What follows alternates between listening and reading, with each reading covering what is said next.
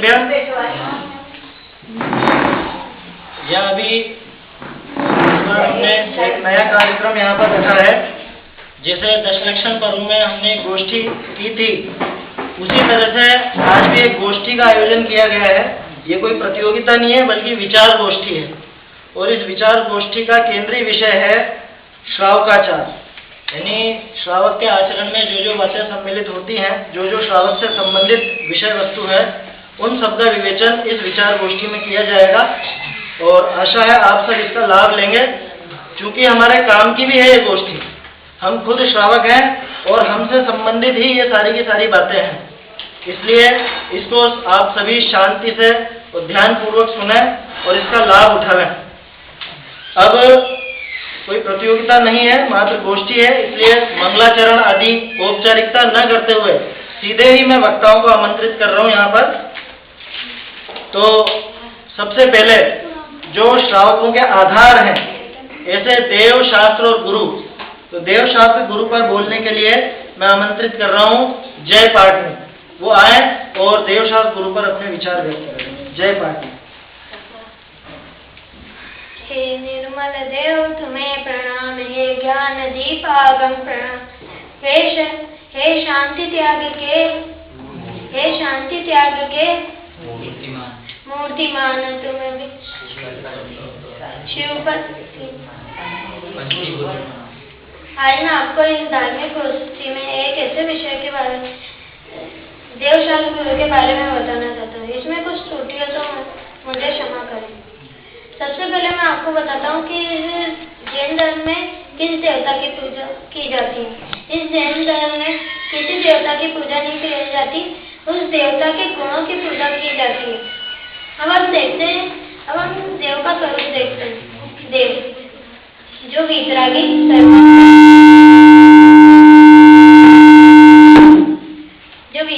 सर्वज्ञ, हितोपदेशी होते हैं, अर्थात जिन्होंने जन्म, मरण आदि 18 कषायों का नाश कर दिया है, वही वीतरागी कहलाते हैं।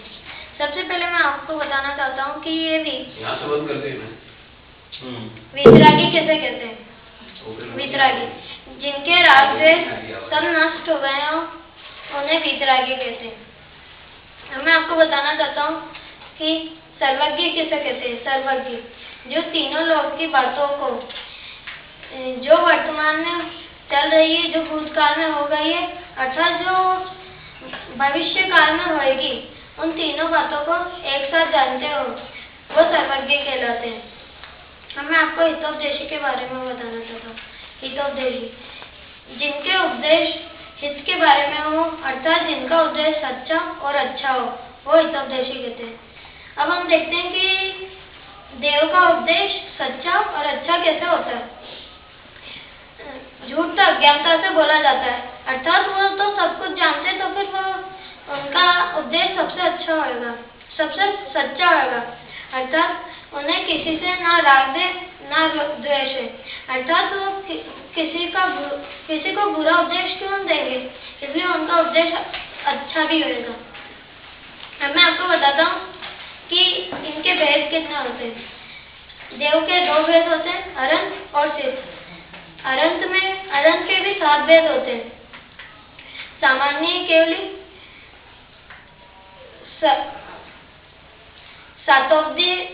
सातोपदेश केवली और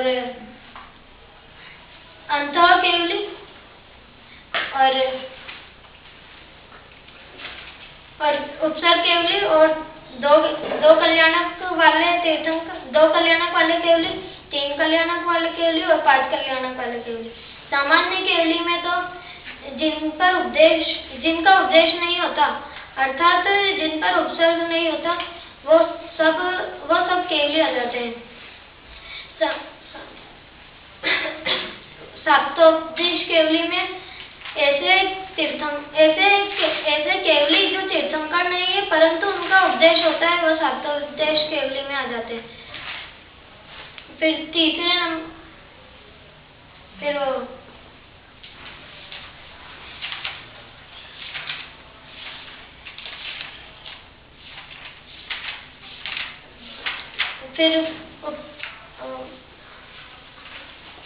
चौथे केवली उपसर्ग केवली। ऐसे केवली जिन पर उपसर्ग होता है परंतु उनकी आयु उसी वक्त समाप्त नहीं होती, जिस प्रकार पार्श्वनाथ भगवान, कुलभूषण, देशभूषण आदि। और दो कल्याणक वाले केवली जिनके सिर्फ मोक्ष और केवल ज्ञान कल्याणक होता है, वो दो कल्याणक वाले केवली होते हैं। और तीन कल्याणक वाले केवली जिनका तप केवल ज्ञान और मोक्ष तीनों कल्याणक होते हैं, वो तीन कल्याणक वाले केवली। और पांच कल्याणक वाले जिनके पांचों ही कल्याणक होते हैं। इनमें से दो कल्याणक वाले केवली और तीन कल्याणक वाले केवली भरत क्षेत्र में नहीं पाए जाते, वो तो सिर्फ विदेश क्षेत्र में पाए जाते हैं। और पांच कल्याणक वाले केवली सब जगह रहते हैं।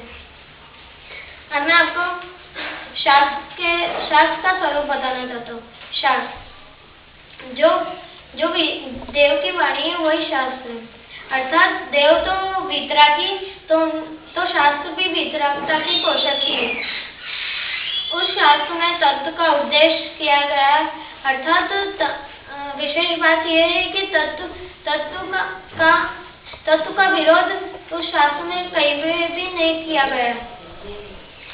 अब मैं आपको शास्त्र के भेद बताना चाहता हूँ। शास्त्र के चार भेद होते हैं: प्रथमानुयोग, कर्णानुयोग, ज्ञानानुयोग और द्रव्यानुयोग, जो कि कल भाषण प्रतियोगिता में बताया गया था।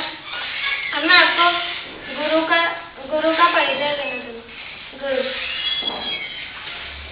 जो सिर्फ स्वाध्याय तथा आत्म ध्यान में ही लीन रहते हैं, जो अल्प परिग्रह से बिल्कुल रहित होते हैं और जिनके विषयों की थोड़ी सी भी लालसा नहीं होती, अर्थात तो वो गुरु कहलाते हैं। गुरु के तीन भेद होते हैं: आचार्य, उपाध्याय और साधु। अब मैं आपको गुरु का छंद सुनाना चाहता हूँ। जिसने राग द्वेष कामादिक जीते सब जग जान लिया, सब जीवों को मोक्ष मार्ग का निष्प्रदेश नहीं।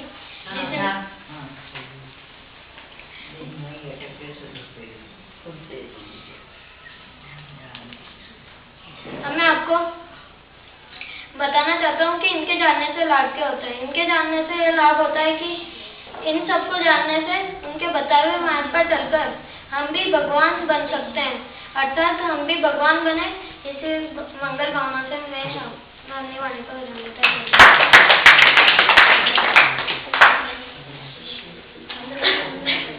धन्यवाद जय पाटनी को। देवशास्त्र गुरु के बारे में इन्होंने विचार व्यक्त किए। यहाँ पर किसी जगह अटक भी गए तो उसमें आप यूँ नहीं समझे कि इन्होंने प्रयास कम किया था, क्योंकि असल में ये विषय इन्होंने पहली बार पढ़ा है। सातिशय केवली का नाम ये थोड़ा सा गड़बड़ा रहे थे, वहाँ पे सातोपदेश केवली कहते थे, और अंतःकृत केवली का विवरण करना थोड़ा सा भूल गए। फिर भी इन्होंने काफी कुछ बातें देवशास्त्र गुरु के बारे में हमें बताई। अब अगले वक्ता के रूप में मैं बुलाना चाहूंगा आशु जैन को। वो आएंगे और आपको जिन दर्शन से संबंधित बातें बताएंगे। जिन दर्शन से आप सिर्फ जिनेंद्र भगवान का दर्शन नहीं, बल्कि क्या क्या कार्य मंदिर में होते हैं, किस तरह से मंदिर जाना और क्या क्या बातें करनी, क्या क्या बातें नहीं करनी, ये सारी चीजों का विवरण ये यहाँ पर बताएंगे। तो जिन दर्शन का विषय स्पष्ट करने के लिए आ रहे हैं आशु जी।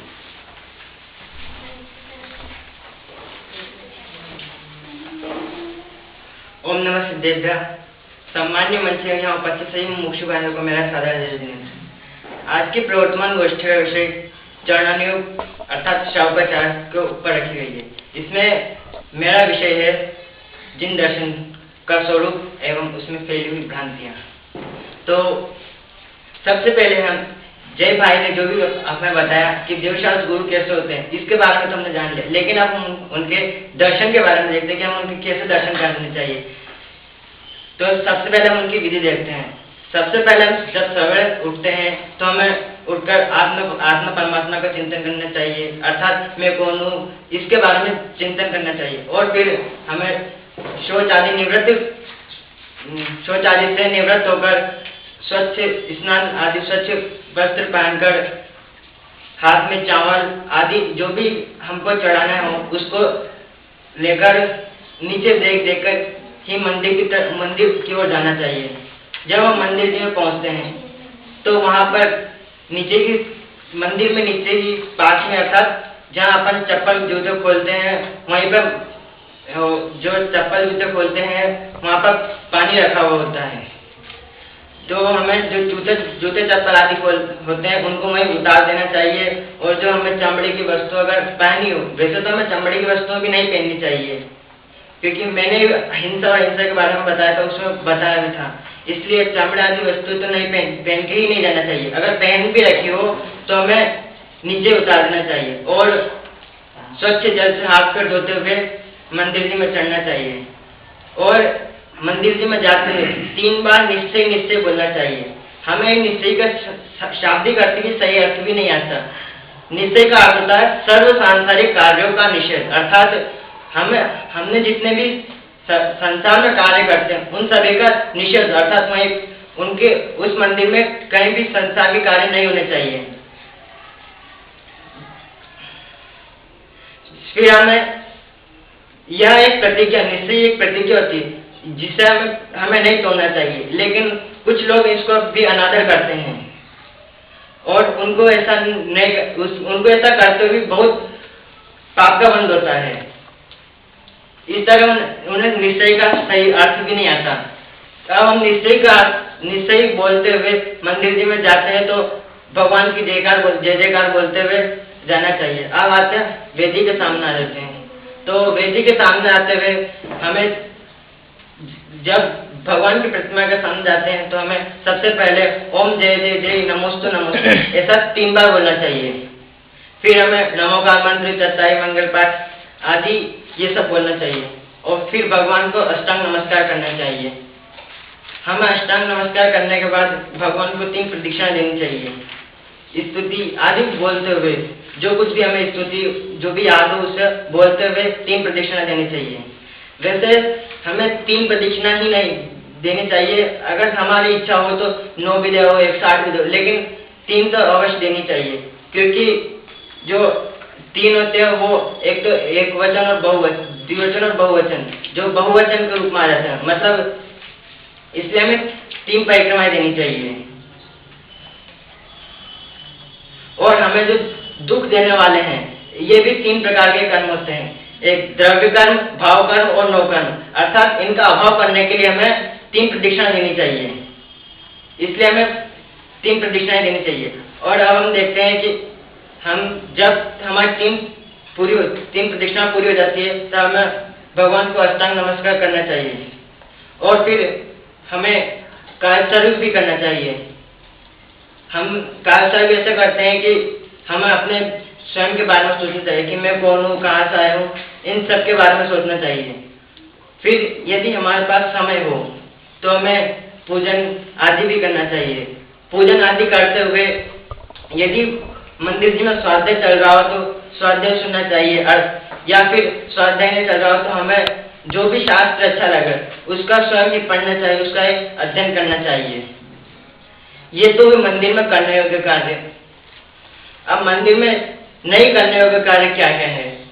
हमें मंदिर में घर गृहस्थी की बातें आदि नहीं करना चाहिए और जितने भी नहीं करने योग्य कार्य, जैसे आप सभी ने 84 आसाधन दोष के बारे में भी पढ़ा ही होगा, तो उसमें बहुत से 84 आसाधन दोष नहीं करना चाहिए।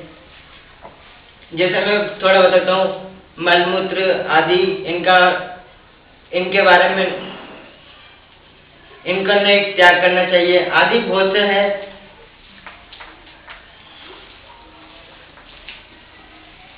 मंदिर जी में हमें जब हम मंदिर जी से बाहर जाते हैं तो हम नीचे पे देखते हुए ही जाना चाहिए और हमें वापस हमने जो मंदिर जी में जो कार्य किए हैं हमें उसके बारे में देखते हुए चलना, हमें उसके बारे में सोचना चाहिए कि हमने क्या क्या गलतियां की आज, और इस तरह हमें मंदिर से जाना चाहिए। ये तो मंदिर जाने की पूरी विधि। अब इसमें भ्रांतियां क्या होती है? हमने सभी ने देखा कि अभिषेक की बहुत ज्यादा प्रचलन है। जो अभिषेक उसमें लोग जो सब दिन होता ही नहीं उससे पहले ही चल जाते हैं मंदिर जी में और अभिषेक करने लग जाते हैं। तो ये जो मंदिर की जितनी भी क्रियाएं हैं वो सभी सूर्योदय से पूर्व ही करनी चाहिए, सूर्योदय के बाद ही करनी चाहिए, क्योंकि सूर्योदय से पूर्व करेंगे तो उसमें पाप का बंध होगा। और जो अभिषेक आदि क्रिया होती है वो रात में नहीं करनी चाहिए, इनका रात में बहुत पाप का बंध होता है। हमें अभिषेक तो करना ही नहीं चाहिए, क्योंकि अभिषेक का जैन धर्म में कहीं भी उल्लेख नहीं है। हमारा जो मूल संघ के 11 आचार्य कुंद आदि जो 11 मूल संघ के आचार्य उन्होंने भी पूजन और भक्ति का तो उल्लेख किया है, लेकिन उन्होंने अभिषेक का कहीं भी उल्लेख नहीं किया है। और जब भी हम ये अभिषेक वगैरह होते दूसरे मंदिरों में, तो हम यह अधिकतर देखते हैं कि महिलाएं जब भी अभिषेक का समय होता है, तो जब भी अभिषेक होने लगता है तो अपनी पूजन छोड़कर पहले अभिषेक को देखने दौड़ती हैं। अर्थात हम ये देख सकते हैं कि पूजन से ज्यादा अभिषेक का महत्व दिया जा रहा है, इसलिए हमें अभिषेक नहीं करना चाहिए। और यदि हमें अभिषेक का इतना ही भाव हो रहा हो, तो हमें भगवान को स्पर्श करने का इतना ही भाव होता है, तो हमें सिर्फ भगवान का अभिषेक नहीं करना चाहिए, बल्कि सफेद वस्त्र से उनके थोड़ा जल लेकर जी उनको सफाई करनी चाहिए, स्वच्छ करना चाहिए। इससे उनके ऊपर गंदगी भी नहीं आए और वे स्वच्छ ही रहें। इस तरह हमें अभिषेक का भी नहीं करना चाहिए। इस तरह हमें जिन्हें भगवान के दर्शन करके हमें धन्यवाद।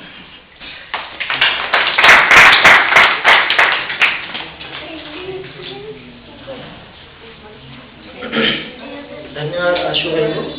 जिन दर्शन के बारे में आपको इन्होंने कुछ बातें बताई है ना, जैसे खास तौर पे मंदिर आना और जाना ये किस प्रकार से हमें करना चाहिए, ये सारा कार्य इन्होंने बताया। विषय आपको लग सकता है कि भाग 1 का है, लेकिन विश्लेषण भाग 1 का नहीं है। विश्लेषण जो इन्होंने किया है वो भाग 1 का नहीं है। विषय के साथ साथ इन्होंने उससे जुड़ी हुई सारी की सारी बातें भी यहाँ पर ली है ना। वैसे बातें और भी थी, काफी सारी बातें थी इनके पास, लेकिन समय का भी इतना हमारे पास समय ज्यादा भी नहीं है, और जितना भी इनकी समय सीमा थी 5-7 मिनट में इन्होंने काफी कुछ यहाँ पर विस्तार किया। अब अगला विषय जो है, अब थोड़ा सा हम और आगे बढ़ते हैं। श्रावक की जिससे पहचान है, श्रावक के 8 मूल गुण।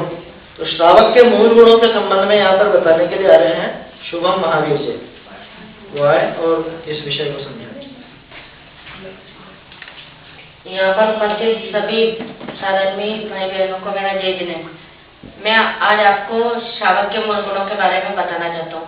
पहले हम ये देखते हैं कि श्रावक होता क्या है। से श्रद्धावान, यानी जो श्रद्धावान यानी सम्यक दर्शन, मतलब जो जैन धर्म और देवशास्त्र गुरु के प्रति सच्ची श्रद्धा रखता हो, और वैसे विवेकवान, जो अपने सभी कार्यों को हिंसा से बचते हुए विवेक पूर्वक करता हो, और क्रियावान, जो व्रत नियम आदि धार्मिक कार्य उन्हें उत्साह पूर्वक करता हो, वही श्रावक है। और श्रावक के 2 प्रकार के मूल गुण होते हैं। पहले हम ये देखते हैं कि मूल गुण क्या होते हैं। मूल गुण शब्द का अर्थ है लक्षण या पहचान चिन्ह। जैसे शक्कर की पहचान उसकी मिठास होती है, उसी प्रकार श्रावक की पहचान उसके मूल गुणों से होती है।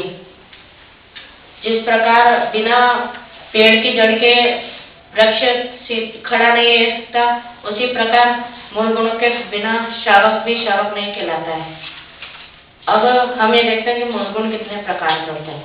मूल गुण 2 प्रकार के होते हैं, एक तो निश्चय से और एक व्यवहार से। निश्चय से अपनी आत्मा समस्त पर पदार्थों से दृष्टि हटाकर अपनी आत्मा की श्रद्धा यानी सम्यक दर्शन, और ज्ञान यानी सम्यक ज्ञान, और लीनता यानी सम्यक चारित्र ही निश्चय से श्रावक का मूल गुण है।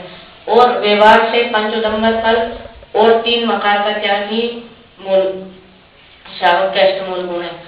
अब हम ये पंचोदंबर फल और 3 मकार क्या होते हैं ये देखते हैं।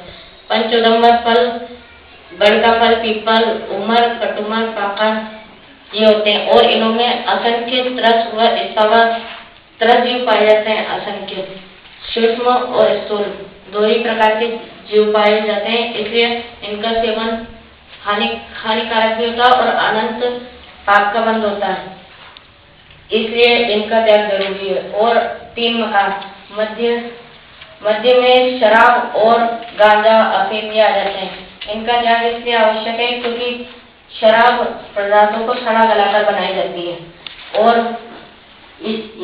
इनका सेवन करने से व्यक्ति का विवेक खो जाता है, वह पागल सा हो जाता है और इससे धन की बर्बादी भी होती है और ऐसे हानिकारक रोग हो जाते हैं जिनसे मृत्यु भी हो सकती है, इसलिए शराब का सेवन हानिकारक है। अब शहद का सेवन क्यों हानिकारक है, हम ये देखते हैं। शहद मधुमक्खियों के छत्ते से प्राप्त होती है और मधुमक्खी के अंडे भी उसमें रहते हैं और मधुमक्खी अपना मलमूत्र आदि भी उसमें देता है और तब हम जब शहद बनाते हैं तो उसको निचोड़ते हैं तो उसमें सारा गंदगी आ जाती है और उसमें अनंत असंख्य तरह जीव मर जाते हैं और मधुमक्खियों का भोजन ही शहद होता है, वो अपने लिए छत्ते में इकट्ठे करती है और अगर हम उसको खाते हैं तो हमने उनका भोजन चुरा लिया तो इसलिए चोरी का दोष भी लगता है, इसलिए शहद का त्याग भी आवश्यक है। अब मांस का त्याग इसलिए आवश्यक है क्योंकि इसमें तरह जीवों के घास से मांस उत्पन्न होता है और तरह जीव अगर हम मांस का सेवन करेंगे तो मांस का सेवन तीव्र परिणाम द्वारा ही होता है और इससे आदमी नहीं हो सकता और इसमें निरंतर त्रस व स्थावर जीव उत्पन्न होते रहते हैं, इसलिए मांस का त्याग भी आवश्यक है। और अब हम देखते हैं कि इसमें एक भ्रांति भी फैली हुई है कि पांचवें प्रतिमा 5 मूल गुणों का त्याग दूसरी प्रतिमा में होता है, यानी 5वें गुण स्थान होती है और इसमें शावक के अष्टमूल गुण को भी ले लिया गया, पर सामान्य शावक तो अव्रती होते हैं तो इन्हें फिर अष्टमूल गुणों को 5 उदंबर फलों मतलब दूसरी प्रतिमा में क्यों लिया गया, क्योंकि ये लोक में बुरा कार्य और पापाचार न हो इसलिए इनको लिया गया, वरना लोग बाग में समझते कि इन्हें नहीं लिया गया तो इनका सेवन अपने लिए आवश्यक है, इसलिए इन्हें दूसरी प्रतिमा में लिया गया है।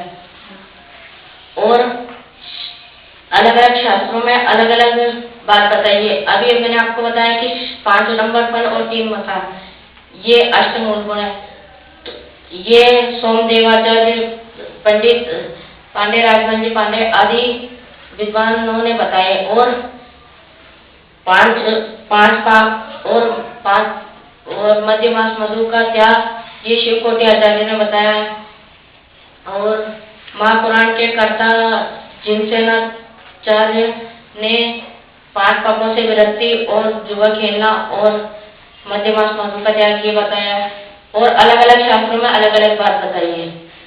अब मैं आपको बताता हूँ कि शावकपना सम्यक दर्शन के बिना शोभा नहीं देता।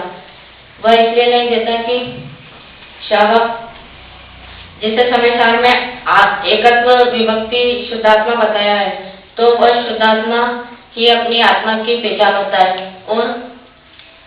और तब उसमें लीनता शुद्धात्मा में लीनता होगी और स्वरूप स्थिरता में वृद्धि होगी, तभी सत्य खांडामणि क्रोध मान माया लोग की सारी कषाय मिट जाएगी और तब वो सारी कषाय मिट जाएगी तो अरागी वह शावकपना अरागी में रहेगा और अगर थोड़ा सा राग भी होगा किंचित राग भी होगा तो वह देवशास्त्र गुरु के प्रति होगा। इसलिए हमें अष्टमूल गुणों का त्याग अष्टमूल गुण धारण करना चाहिए।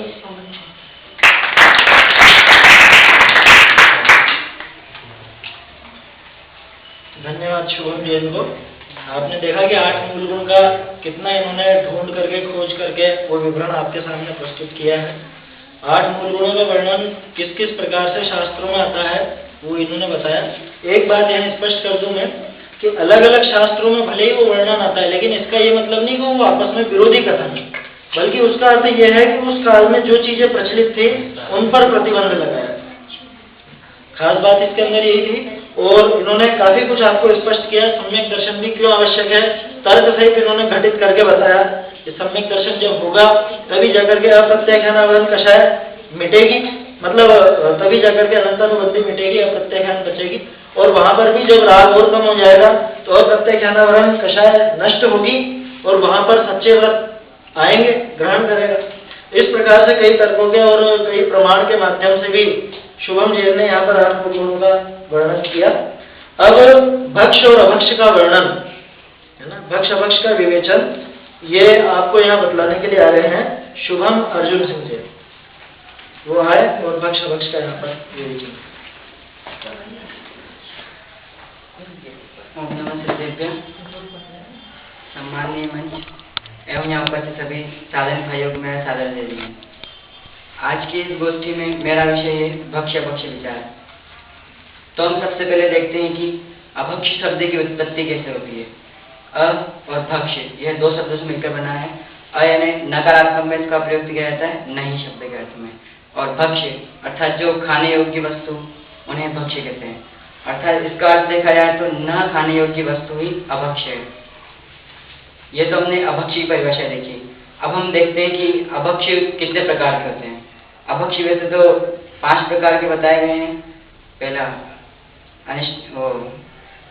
तरसघात, बहुघात, अनुपसेव्य, नशाकारक और अनिष्टकारक। अब हम सबसे पहले तरसघात के बारे में देखते हैं।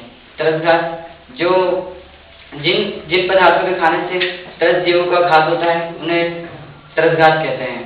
और इनका सेवन करने से असंख्य तरस जीवों का घात होता है, जैसे पंचोदम्बर फल, बड़का फल, पीपल का फल, उमर, कटुमर और पाकर।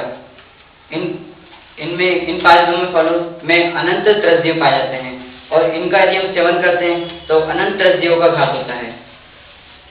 इस प्रकार हमने तरसघात के बारे में देखा। अब हम बहुघात के बारे में देखते हैं। बहुघात जिन पदार्थों का सेवन करने से अनंत तरस का तो घात होता है, साथ में स्थावर जीव का भी घात होता है, उन्हें बहुघात कहते हैं। जैसे प्याज, लहसुन, जमीगंध इत्यादि, गाजर, मूली आदि आते हैं इसमें। और इस प्रकार से हमने बहुघात का वर्णन देखा। अब हम अनुसेव्य के बारे में देखते हैं। अनुसेव्य जिन पदार्थों का सेवन उत्तम पुरुष नहीं करते हैं, बुरा समझते हैं, ऐसे लोकनिंद पदार्थ हो, ये अनुसेव्य में आते हैं। जैसे लार, मल, मूत्र इत्यादि। जैसे किसी व्यक्ति से बीमार हो जाता है, उससे किसी व्यक्ति ने कहा कि तुम यदि गौमूत्र का सेवन करते हो तो तुम्हारी बीमारी दूर हो जाएगी, तो वह गौमूत्र का सेवन कर लेता है और उसकी बीमारी दूर हो जाती है। तो वह सोचता है कि मेरे गौमूत्र का सेवन करने के कारण ही मेरी बीमारी नष्ट हो गई है। तो ऐसा नहीं है। यदि वह गौमूत्र का सेवन करने से उसकी बीमारी नष्ट होती है तो ऐसा तो नहीं है। वह तो बस निमित्त बन गई है, उसकी बीमारी दूर तो उसके पुण्य को देने के कारण हुई है। तो यहाँ पर कहने का मतलब मेरा ये है कि गौमूत्र का सेवन करने से उसकी बीमारी नष्ट हुई, ऐसा नहीं है। गौमूत्र का सेवन यदि वो करता है और यदि किसी ने कहा है उससे गौमूत्र का सेवन करो तो यह तो अनुपसेव्य में आ जाता है। और गौमूत्र का सेवन करना यह भले पुरुष योग्य नहीं है, और यदि वह करता है तो वह अनुपसेव्य का उसे दोष लगता है। अब हम नशाकारक के बारे में देखते हैं। नशाकारक जिन पदार्थों का सेवन करने से नशा उत्पन्न होता है, ऐसी मादक वस्तु जैसे शराब, गांजा, तंबाकू, भांग इत्यादि, ये नशाकारक का वर्णन देखा। अब हम अनिष्टकारक का वर्णन देखते हैं। अनिष्टकारक किसे कहते हैं? जो हमारे स्वास्थ्य के लिए हानिकारक वस्तु होती है उन्हें हम अनिष्टकारक कहते हैं। जैसे कोई व्यक्ति है, वह बीमार हो जाता है, उसको शुगर की बीमारी हो जाती है और वह अपने बेटे उसके अगले दिन ही उसके बेटे की सगाई रहती है, तो उसमें वह मिठाई खाता है, तो यह तो उसके लिए अनिष्टकारक हुआ है, अनिष्ट का दोष लगेगा उसे।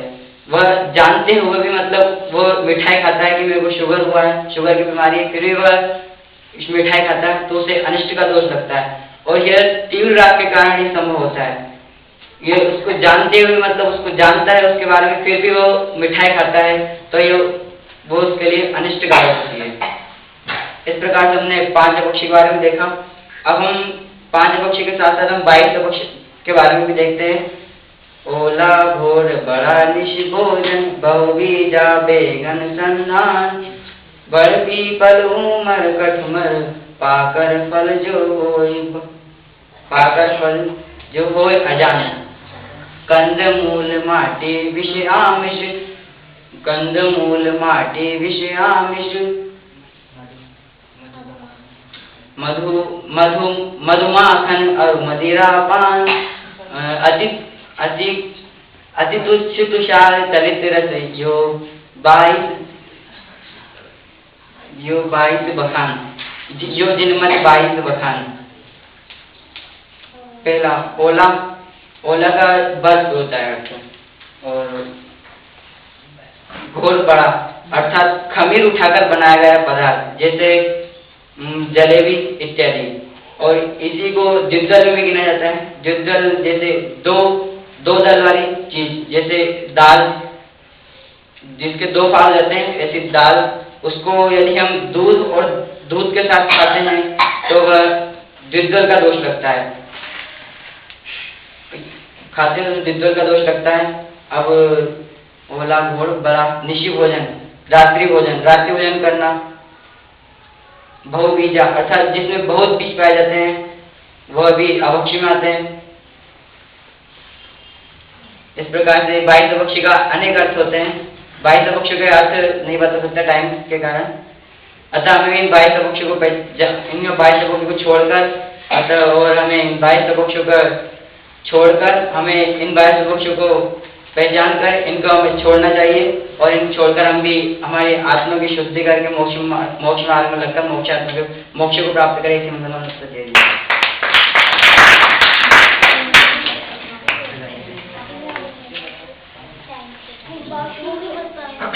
शोभदेव ने यहाँ भक्ष और अभक्ष का वर्णन यहाँ पर किया।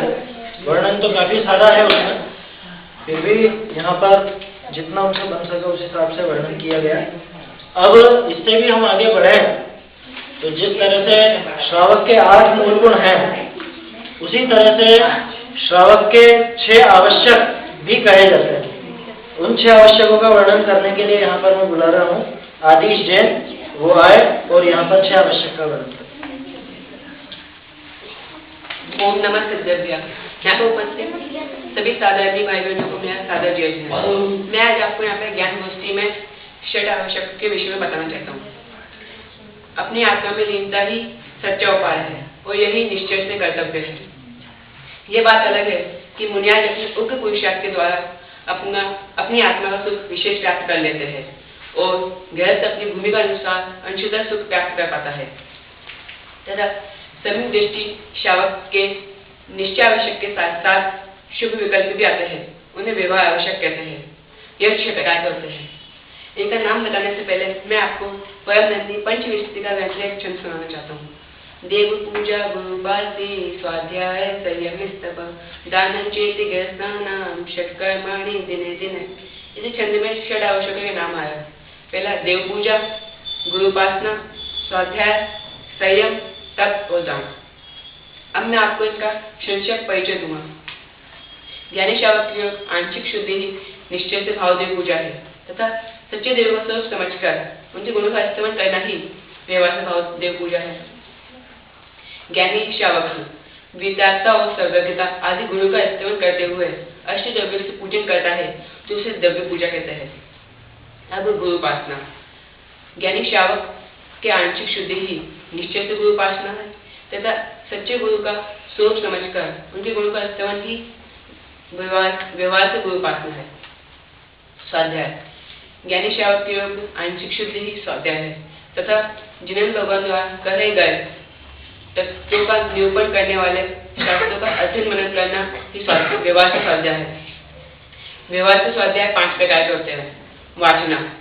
विद्या के ग्रंथों को तथा उसके अर्थ को अन्य जीवों को पढ़ाना व सुनाना, वाचना, पेक्षना, अपने संशय को दूर करना तथा अपनी श्रद्धा को दृढ़ करने के लिए पूछे गए प्रश्न पेक्षना कहलाता है।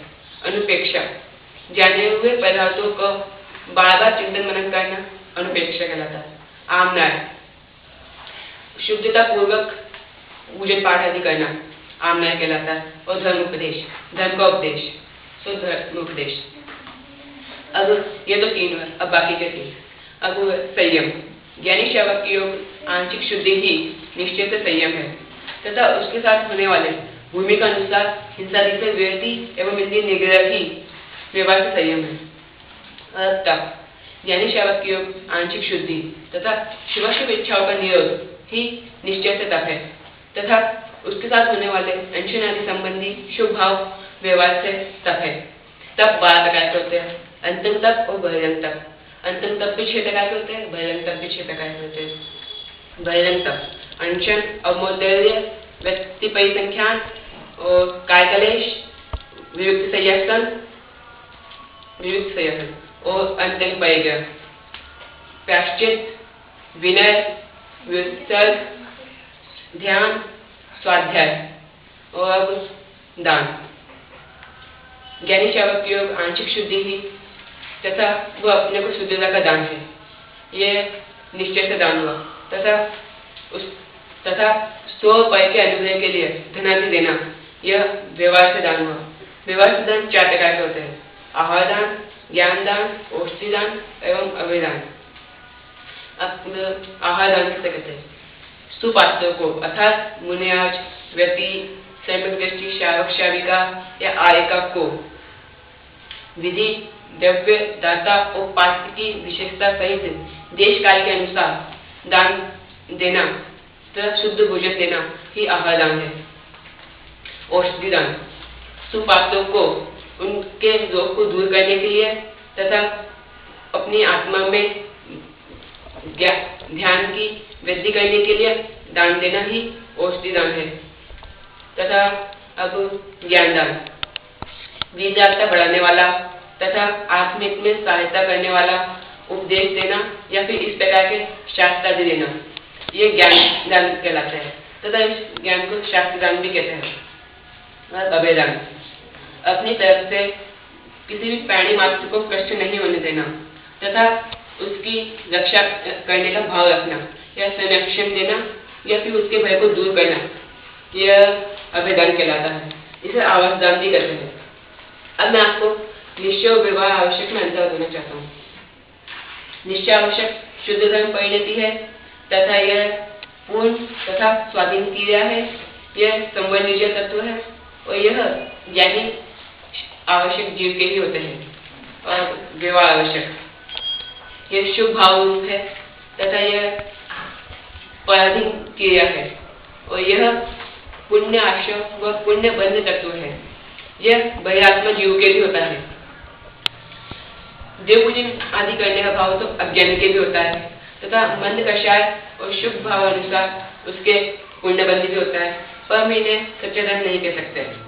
यदि हम ऐसा कहेंगे कि अज्ञानी जीव को देव पूजन आदि करना छोड़ देना चाहिए तो यह गलत होगा, क्योंकि उपदेश तो मात्र ऊंचा चढ़ने के लिए दे रहता है, नीचे गिरने के लिए नहीं। अर्थात यदि हम देव पूजन आदि का शुभ भाव छोड़कर अशुभ भावों में जाएंगे तो ये गलत होगा और इसके साथ साथ पाप बंध भी होगा। इसलिए हमें देव पूजन आदि भी नहीं छोड़ना चाहिए और इसी प्रकार हमें षट आवश्यकों का पालन करना चाहिए। इसी भावना के साथ मैं अपना वाणी को विराम देता हूँ।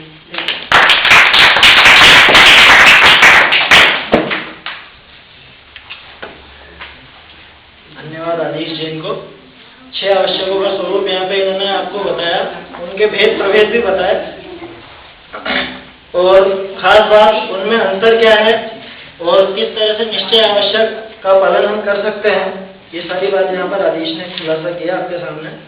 अब अंतिम वक्ता के रूप में मैं बुला रहा हूँ भाई नितेश जैन को। इनका विषय है, जैसे अभी 6 आवश्यक करने योग्य कार्य थे, अब बता रहे श्रावक के नहीं करने योग्य कार्य, यानी कि 7 व्यसनों का स्वरूप बताने के लिए यहाँ पर नितेश कासलीवाल वो आए और अपना वक्तव्य दें। ओम नमः सिद्धेभ्य। सभी को मेरा सादर जय। जैसा कि आप सबको विदित है, इस गोष्ठी में मेरा विषय रखा गया है सत्य व्यसन। सत्य यानी साथ, व्यसन यानी बुरी आदत। किसी पदार्थ, किसी वस्तु में लवलीन होने को, अर्थात यहाँ पर तो कहा गया है बुरी वस्तु में लवलीन होने को ही व्यसन कहते हैं, अर्थात बुरी आदत को ही व्यसन कहते हैं। ये व्यसन 7 प्रकार के होते हैं और ये सातों व्यसन अपनी आत्म कल्याण के लिए बाधक होते हैं। अर्थात ये 7 व्यसन कौन से होते हैं जिसके कारण जीव अपना आत्म कल्याण नहीं कर पाता। तो ये व्यसन 7 प्रकार के हैं, जिसमें सबसे पहले आता है जुआ खेलना, मांस खाना, मदिरापान, वेश्यागमन तथा शिकार खेलना, चोरी करना, परस्त्री रमन। इसमें 7वें व्यसन में यदि सबसे खतरनाक और सबसे बड़ा व्यसन माना जाता है तो वह जुआ खेलना ही है। और 7 व्यसनों में जुआ खेलने का नाम सबसे पहले भी आता है। तो सबसे पहला व्यसन आता है जुआ खेलना, अर्थात हार जीत की दृष्टि रखते हुए किसी पदार्थ में हानि या लाभ की इच्छा, अर्थात रुपये, पैसे, धन आदि से किसी प्रकार की लाभ या हानि शर्त लगाकर किसी प्रकार से इससे लाभ की आसक्ता तथा हानि का भय होना, वह द्रव्य जुआ है। तथा फिर इसके बाद आता है जुए के अंदर भाव जुआ, अर्थात पुण्योदय से तो अपनी जीत और पापोदय से अपनी हार मानना, यह भाव जुआ है। और इस जुए के कारण हम प्रत्यक्ष जो होने वाली हानि है वो देख सकते हैं। जुए के कारण व्यक्ति का घर परिवार सब कुछ बर्बाद हो जाता है। जुए से सब कुछ ही जीव का लूट सकता है, जीव का अर्थात व्यक्ति का। और जुए के कारण यदि हम प्रत्यक्ष उदाहरण देखें तो काफी मिलेंगे। यदि पूर्व में यदि उदाहरण देखें तो 5 पांडवों में से देखें तो युधिष्ठिर, जिस प्रकार युधिष्ठिर के कारण पूरा राज्य पांडवों को छोड़ना पड़ा था, इसी प्रकार। इसके बाद दूसरा जुआ आता है मांस खाना, अर्थात सबसे पहले हम बता दूं मांस किसे कहते हैं। तो जीव के क्लेवर को मांस कहते हैं तथा किसी जीव को मारकर या मार के खाना, यह किसी प्रकार जीव को मार के खाने में आनंद मानना, वह तो हुआ द्रव्य मांस। इसके बाद आता है इसमें ही मांस, भाव मांस, अर्थात भाव मांस में यदि हम देखें तो शरीर के दुर्बल होने में अपना हित मानना और शरीर के पुष्ट होने पर, मोटा ताजा होने पर अपना हित मानना, यह होता है भाव मांस। और ये जो मांस है, ये मांस से तो सज्जन व्यक्ति हमेशा दूर ही रहते हैं। इससे मांस से तो हमेशा दुर्जन तथा अज्ञानी व्यक्ति ही इसके पास जाते हैं तथा सज्जन व्यक्ति तो इनसे स्पर्श रस तथा वर्ण से भी इनसे दूर रहते हैं तथा इसको न तो वो देखना चाहते हैं, न इसका नाम सुनना चाहते हैं, न इनकी दुर्गंध सुनना चाहते हैं। इसलिए हमें इस मांस व्यसन से तो हमें दूर ही रहना चाहिए। इसके बाद आता है मदिरा पान, अर्थात शराब, गांजा, अफीम आदि जो नशा उत्पन्न करती है, ऐसी वस्तु मदिरा पान में आती है।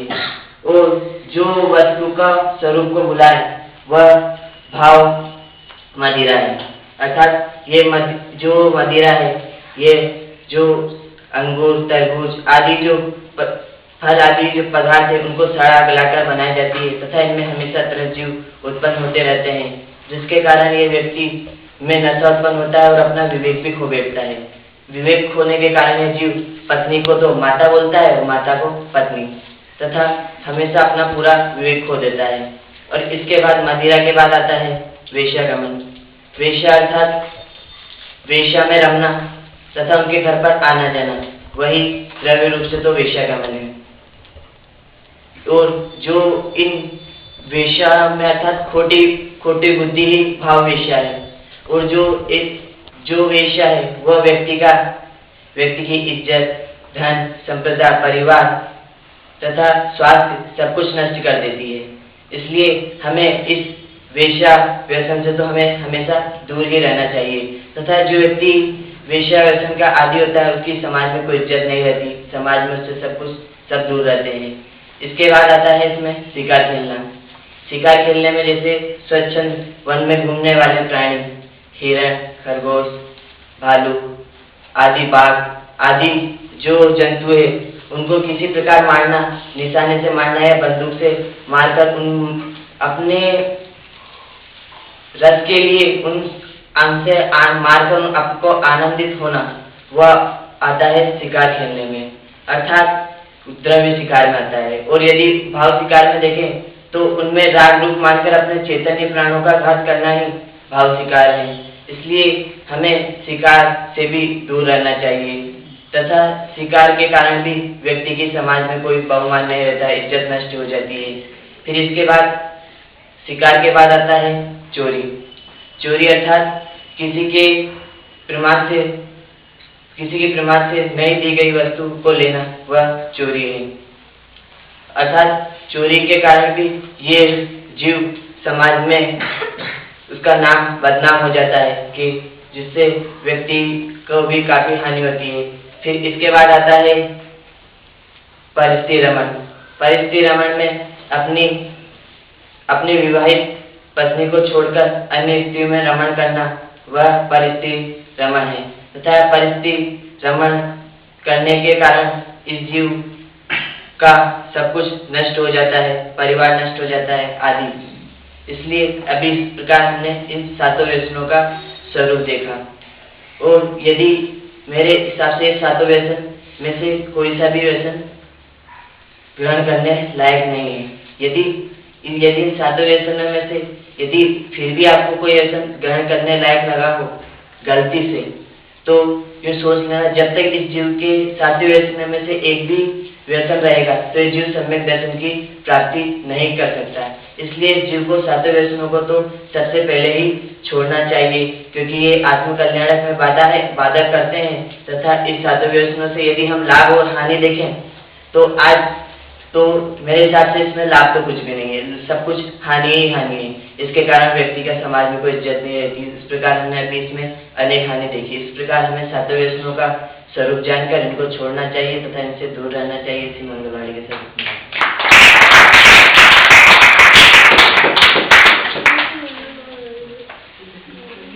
धन्यवाद भाई नितेश को। सात व्यसन का स्वरूप यहाँ पर इन्होंने निश्चय और व्यवहार दोनों से बताया और क्या क्या लाभ हो सकते हैं हमें सात व्यसन का सेवन करने से, वो भी इन्होंने भली भांति समझाया। लाभ तो कुछ है नहीं, हानि ही हानि है।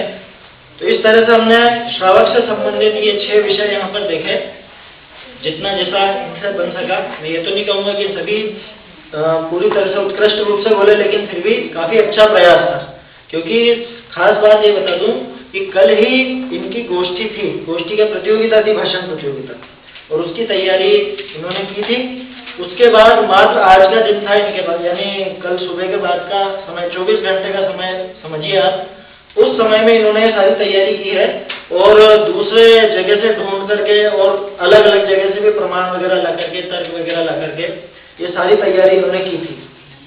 तो अब जिस तरह की भी ये विचार गोष्ठी रही है, क्या इसकी कमियां रही, क्या खूबियां रही, ये सब बताने के लिए मैं अध्यक्ष महोदय श्री सुरेश चंद्र जी जैन साहब से निवेदन करता हूँ वे यहाँ आए और विद्यार्थियों के भले के लिए, उज्जवल भविष्य के लिए जो भी उचित बात हो वे बताएं।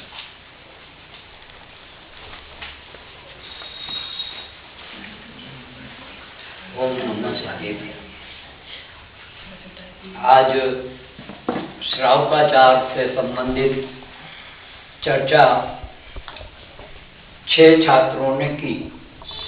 सबसे पहले जय भारती ने देवशास्त्र गुरु का स्वरूप आपको बताया और जैसा उन्होंने बताया वैसा ही शास्त्रों में है, ये आप सभी जानते हैं। शास्त्रों के बाहर उन्होंने कोई बात नहीं।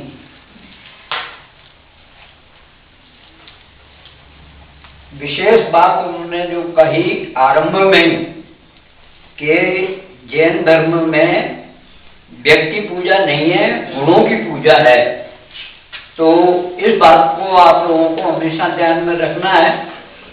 हालांकि अपन 24 तीर्थंकर की पूजा करते हैं तो उनका नाम लेके ही करते हैं, लेकिन उसके साथ साथ उनके गुणों का स्मरण भी अपने अंदर हमेशा बना रहे, इसका ध्यान रखें।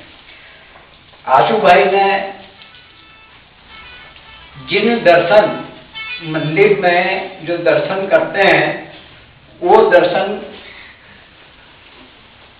तो केवल मंदिर में जाकर के दर्शन करने से ही सरोकार उन्होंने नहीं रखा। उन्होंने सबसे पहले उठते ही आत्मचिंतन करना चाहिए ये कहा। अब उसमें अभी मंदिर की कोई बात नहीं आई ना, लेकिन आपके मंदिर का कार्यक्रम वहीं से आरंभ होता है। यदि आपने प्रातः आत्मचिंतन किया है तो आप मंदिर जाएंगे ही जाएंगे, आप रुक नहीं सकते। फिर उसके बाद शुभम भैया ने श्रावकों के मूल गुण बताए और मूल गुणों के अंदर उन्होंने 8 मूल गुण, पंच उदंबर, 3 मकार, इनका त्याग, इसके साथ साथ उनको भले ये अष्ट मूल गुण शास्त्रों में वर्णित है, फिर भी जो जैन धर्म की पहचान है वो भी सम्मिलित तो जरूर करना चाहिए। रात्रि भोजन का त्याग, छना पानी और देव दर्शन, ये भी श्रावकों के मूल गुण ही हैं, है ना। 8 ही नहीं है, 11 हो गए, और 11 के 18 भी हो सकता है। और भी कितनी बातें हैं जो अपने दैनिक जीवन के अंदर होती हैं, वो सारी की सारी इन मूल गुणों के अंदर सम्मिलित हैं। फिर बड़ा शुभम, वो छोटा शुभम था और ये बड़ा शुभम है। तो छोटा शुभम ने तो मूल गुण बता दिए और बड़े शुभम ने भक्ष और अभक्ष के बारे में अपना वक्तव्य प्रस्तुत किया। 22 अभक्षों के बारे में इन्होंने दोहा पढ़कर सुनाया और बकाया जो भाग में भक्ष और अभक्ष का वर्णन है उसके अनुसार इन्होंने आप लोगों को सुनाया। आदेश ने 6 आवश्यकों की चर्चा की। आदेश ने 6 आवश्यकों के बारे में निश्चय आवश्यक और व्यवहार आवश्यक, इस प्रकार से दोनों प्रकार के आवश्यकों की चर्चा आपसे की है। ये विषय ये पूरे का पूरा ये चरणानी योग का विषय है ना, श्रावकाचार का विषय है और ये सबसे आप लोग भली भांति परिचित है। इन्होंने बहुत बढ़िया तरीके से 6 आवश्यकों का वर्णन किया और फिर 6 आवश्यक के साथ में मुनियों के आवश्यक भी जोड़े। इस प्रकार से 12 आवश्यकों का वर्णन किया और द्रव्य आवश्यक कैसे, भाव आवश्यक कैसे, उनका वर्णन किया। अंत में नीतेश भाई ने सत्य व्यसन के ऊपर चर्चा की और इनके बुरी आदतों को जो इन्होंने 7 प्रकार से 7 प्रकार के जो व्यसनों के नाम लिए, उसके पहली लाइन ये थी कि बुरी आदतों को व्यसन कहते हैं। तो केवल ये 7 ही नहीं है, इसके अंदर भी और अनेक बातें आप विचार पूर्वक इसमें सम्मिलित कर सकते हैं और उनको भी व्यसनों की संज्ञा देते हुए उनका परित्याग करना भी बहुत आवश्यक है। 6 छात्रों ने जब जैसा अभी इनके गुरुदेव विक्रांत जी ने बताया कि एक ही दिन की तैयारी है, लेकिन एक दिन की तैयारी भी कमजोर नहीं है। मैं प्रत्येक वक्ता को 50-50 रुपये नगद पुरस्कार की घोषणा करता हूँ, देता हूँ।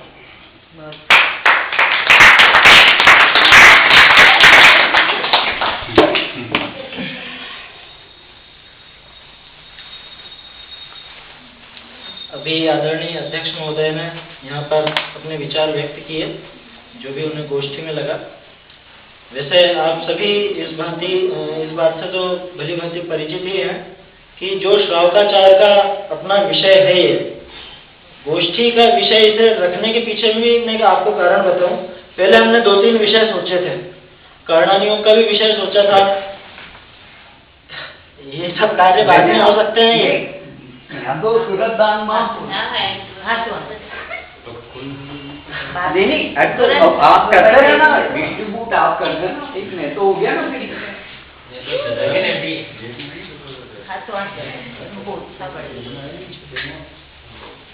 जी कोई नहीं लावा। थोड़ा सा विषय भी मैं बताऊं आपको, विषय के पीछे क्या कारण रहा। पहले हमने कर्णानुयोग का भी विषय रखा था, उसके बारे में हमने सोचा, सिद्धांत के बारे में सोचा, लेकिन फिर हमें लगा कि सिद्धांत वगैरह का विषय तो प्रतियोगिता के लिहाज से अच्छा रहेगा, लेकिन अगर गोष्ठी करनी है और विचार सुनने हैं तो हमें ऐसा विषय लेना चाहिए जो हम ग्रहण करें और जिसको हम बार बार खुद के अंदर उतारना चाहेंगे। इसलिए घूम फिर करके बात आई चरणानुयोग पर। तो चरणानुयोग के विषय रखे गए। अधिकांश विषय आप सबके पढ़े हुए हैं और छोटे छोटे बच्चे भी जानते हैं, लेकिन उनके बारे में विशेष बातें इन्होंने यहाँ निकाल करके इन सभी विद्यार्थियों ने आपके सामने बताई। थोड़ा सा विद्यार्थियों का परिचय मैं देना चाहूँगा। सबसे पहले जय पाटनी जो आए थे, ये अभी अपनी पाठशाला में अध्ययनरत हैं। वीतराग विज्ञान भाग 1 की परीक्षा दी है इन्होंने, वीतराग विज्ञान भाग 2 में प्रवेश पा चुके हैं। अगले वक्ता आशु जैन, ये पंडित टोडरमल स्मारक महाविद्यालय में, दिगंबर जैन सिद्धांत महाविद्यालय में अध्ययनरत है और इस वर्ष वरिष्ठ उपाध्याय की कक्षा में हैं। इनके अगले वक्ता शुभम महावीर जैन, ये भी इस वर्ष अपनी पाठशाला में ही है और वीतराग विज्ञान भाग 2 में प्रवेश कर चुके हैं। इनके बारे में बता दूं कि इस वक्त पाठशाला के सबसे होनहार विद्यार्थियों में से एक हैं और आप इनकी परीक्षाओं की कॉपी वगैरह भी देख सकते हैं कि किस तरह से अध्ययन करते हैं। कॉपी देखने का मतलब ये नहीं कि वो रट रखा है, या किस तरह से समझते हैं और चीज को रुचि इनकी जो है वो आप देख सकते हैं। अगले वक्ता जो थे शुभम अर्जुन सिंह जी है, वो भी अभी टोडरमल स्मारक में ही अध्ययनरत है, वरिष्ठ उपाध्याय की कक्षा में। फिर अगले वक्ता आदिश जैन, वो भी इस वर्ष पाठशाला में वीतराग विज्ञान भाग 2 के विद्यार्थी हैं। यानी 3 विद्यार्थी तो पाठशाला के हैं, 2 विद्यार्थी टोडरमल स्मारक जयपुर के हैं। और अंतिम वक्ता नितेश जैन, ये भी बाहर पढ़ रहे हैं लेकिन जयपुर नहीं, कोटा में जो अपना विद्यालय है गिरधरपुरा का, वहाँ पर ये अध्ययनरत हैं और ये भी वरिष्ठ उपाध्याय यानी कि 12वीं कक्षा में ये विद्यार्थी पढ़ रहे हैं। तो आप सब देख सकते हैं कि इनकी उम्र और इनके अध्ययन के लिहाज से इन्होंने काफी मेहनत की है, करते हैं लोग मेहनत, और उसे यहाँ पर आपके सामने प्रस्तुत करते हैं। हो सकता है कहीं बोलने में चूक हो जाती है, जो कि स्वाभाविक है, क्योंकि आमतौर पर याद करना और दूसरे को सुना देना अलग बात है और यहाँ सबके सामने खड़े होकर और माइक पर बोलना अलग बात है। तो जैसा भी रहा, लेकिन कुल मिला के काफी अच्छा प्रयास रहा। आशा है आप सबने इस गोष्ठी का आनंद लिया होगा और इससे लाभ उठाने का आप पूरा प्रयास करेंगे। अब अध्यक्ष महोदय की जो भावना थी कि सभी विद्यार्थियों को ये 50-50 रुपए इन्होंने स्वयं की तरफ से देने का आग्रह किया है, तो चूंकि अध्यक्ष महोदय का आग्रह है इसलिए इसको ठुकराएंगे तो नहीं, लेकिन फिर भी हम आपसे ये वादा करते हैं पाठशाला परिवार की ओर से कि आगे से आगे और जो भी कार्यक्रम होंगे उनमें ये विद्यार्थी अपना उत्कृष्ट देने का प्रयास करेंगे। आज जो हुआ, आज जो गोष्ठी हुई, उसमें भी इन्होंने अच्छा बोला, लेकिन आगे और ज्यादा उत्कृष्ट देने का प्रयास करेंगे, मात्र प्रलोभन से नहीं बल्कि स्वतः अंदर की प्रेरणा। अब अध्यक्ष महोदय की आज्ञा से मैं गोष्ठी के समापन की घोषणा करता हूँ। बोलिए महावीर भगवान की क्या करा, ये छोटा सा